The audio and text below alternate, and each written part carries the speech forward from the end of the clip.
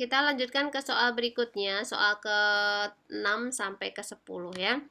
Baik, ini adalah soal tentang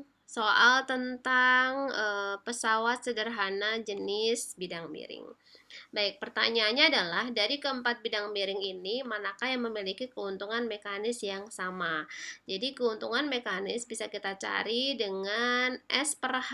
S itu adalah panjang papan miring yang digunakan dan H itu adalah ketinggian bidang miringnya.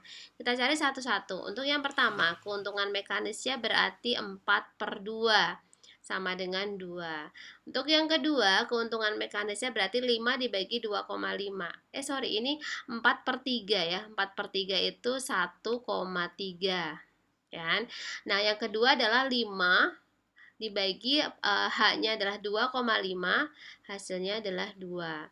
Sedangkan keuntungan mekanis untuk bidang miring yang ketiga adalah 3,5 dibagi 3, ini sekitar 1,16.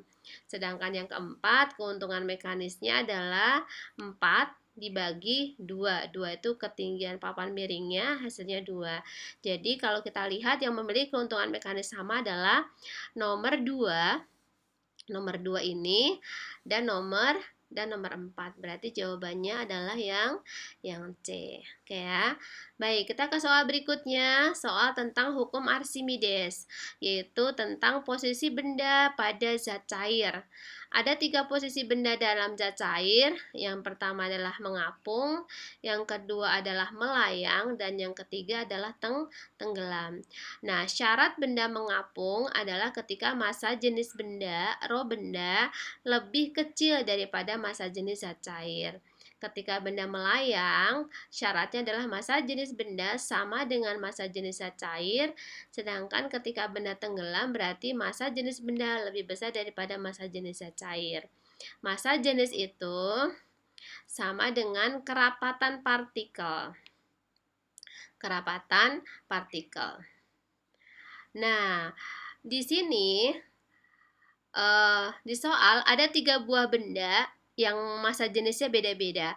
Besi dengan massa jenis 7.900, aluminium dengan massa jenis 2.700, sedangkan fiberglass massa jenisnya 2.000.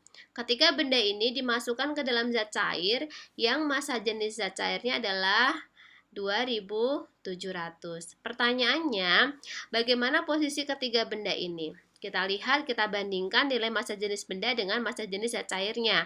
Besi, massa jenisnya lebih besar daripada zat cair, maka besi akan tenggelam. Sedangkan aluminium, massa jenisnya sama dengan zat cair, maka aluminium akan melayang. Sedangkan fiberglass massa jenisnya 2000, lebih kecil dari 2700, maka fiberglass akan mengapung. Nah, maka gambar posisi benda yang benar adalah nomor 1 akan tenggelam, nomor 2 aluminium akan melayang, dan fiberglass nomor 3 akan mengapung. Maka jawabannya adalah yang C. Kita lanjut ke soal berikutnya tentang gelombang. Perhatikan gambar berikut. Jika waktu tempuh gelombang dari A sampai B, ini butuh waktu 8 detik. Dari A sampai B adalah 8 detik. Maka pertanyaannya adalah cepat rambat gelombangnya berapa? Baik, untuk mencari cepat rambat gelombang adalah lambda dibagi periode. Apa itu lambda? Lambda adalah panjang satu gelombang. Sedangkan T, periode, adalah waktu tempuh satu gelombang. Oke. Nah, kita lihat dari soal. Perhatikan, di sini diketahui adalah panjang satu buah lembah adalah 4 meter. Yang namanya satu gelombang terdiri dari satu buah gunung, satu buah lembah. Nah, jika panjang satu lembah 4 meter, maka lambda atau panjang satu gunung satu lembah berarti 2 kali lipatnya. Maka kita bisa menentukan lambdanya berarti 2 kali 4 meter. 2 kali 4 meter sama dengan 8 meter. Kemudian kita tentukan periode. Periode adalah waktu tempuh satu gelombang. Di sini clue-nya adalah waktu dari A ke B adalah 8 detik. Dari A ke B itu terdiri dari dua gelombang, dua gunung, dua lembah.